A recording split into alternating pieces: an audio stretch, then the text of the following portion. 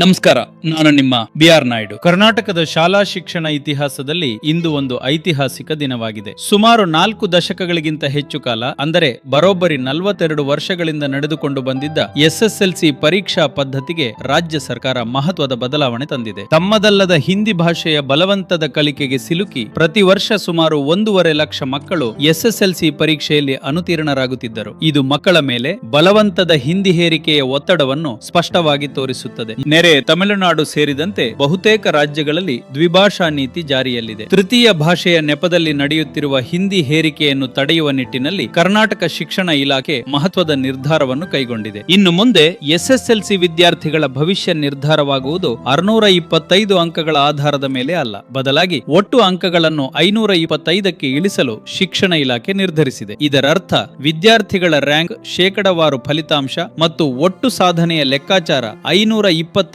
ಅಂಕಗಳ ಆಧಾರದ ಮೇಲೆ ಮಾತ್ರ ನಡೆಯಲಿದೆ. ಹಾಗಾದರೆ ಉಳಿದ 100 ಅಂಕಗಳು ಎಲ್ಲಿ ಹೋದವು ಎಂಬ ಪ್ರಶ್ನೆ ಸಹಜ. ಇನ್ನು ಮುಂದೆ ಹಿಂದಿ, ಸಂಸ್ಕೃತ, ತುಳು ಅಥವಾ ಮರಾಠಿಯಂತಹ ತೃತೀಯ ಭಾಷೆಗಳ ಪರೀಕ್ಷೆಗೆ ಅಂಕಗಳನ್ನು ನೀಡಲಾಗುವುದಿಲ್ಲ. ಅದರ ಬದಲಾಗಿ ವಿದ್ಯಾರ್ಥಿಗಳಿಗೆ ಕೇವಲ ಗ್ರೇಡ್ ವ್ಯವಸ್ಥೆ ಜಾರಿಗೆ ತರಲಾಗುತ್ತದೆ. ಮುಖ್ಯವಾಗಿ ಈ ತೃತೀಯ ಭಾಷೆಯ ಗ್ರೇಡ್ಗಳನ್ನು ಒಟ್ಟು ಶೇಕಡವಾರು ಫಲಿತಾಂಶದಲ್ಲಿ ಪರಿಗಣಿಸಲಾಗುವುದಿಲ್ಲ. ಈ ಕುರಿತು ರಾಜ್ಯ ಶಿಕ್ಷಣ ಸಚಿವ ಮಧು ಬಂಗಾರಪ್ಪನವರು ಈ ಮಹತ್ವದ ಮಾಹಿತಿ ಹಂಚಿಕೊಂಡಿದ್ದಾರೆ. ಇದು ಕೇವಲ ಒಂದು ಭಾಷೆಗೆ ಮಾತ್ರ ಸೀಮಿತವಲ್ಲ, ಪಠ್ಯಕ್ರಮದಲ್ಲಿರುವ ಎಲ್ಲಾ ತೃತೀಯ ಭಾಷೆಗಳಿಗೂ ಅನ್ವಯವಾಗುತ್ತದೆ. ಈ ಬದಲಾವಣೆಯ ಮುಖ್ಯ ಉದ್ದೇಶ ವಿದ್ಯಾರ್ಥಿಗಳ ಮೇಲಿನ ಪರೀಕ್ಷಾ ಒತ್ತಡವನ್ನು ಕಡಿಮೆ ಮಾಡುವುದು. ಭಾಷಾ ಕಲಿಕೆಯನ್ನು ಅಂಕಗಳಿಗಾಗಿ ಮಾತ್ರವಲ್ಲ, ಜ್ಞಾನಕ್ಕಾಗಿ ಕಲಿಯುವಂತೆ ಪ್ರೇರೇಪಿಸುವುದು ಸರ್ಕಾರದ ಆಶಯವಾಗಿದೆ. ದಶಕಗಳ ನಂತರ SSLC ಪರೀಕ್ಷಾ ವ್ಯವಸ್ಥೆಯಲ್ಲಿ ಬದಲಾವಣೆಯ ಈ ಹೊಸ ನಿಯಮದ ಬಗ್ಗೆ ಅಧಿಕೃತ ಸುತೋಲೆ ಶೀಘ್ರದಲ್ಲೇ ಹೊರಬೀಳಲಿದೆ. ಶಿಕ್ಷಣದಲ್ಲಿ ದ್ವಿಭಾಷಾ ನೀತಿಯನ್ನು ಜಾರಿಗೆ ತರಬೇಕು ಎಂಬ ಕನ್ನಡ ಪರ ಹೋರಾಟಗಾರರ ಬೇಡಿಕೆಗೆ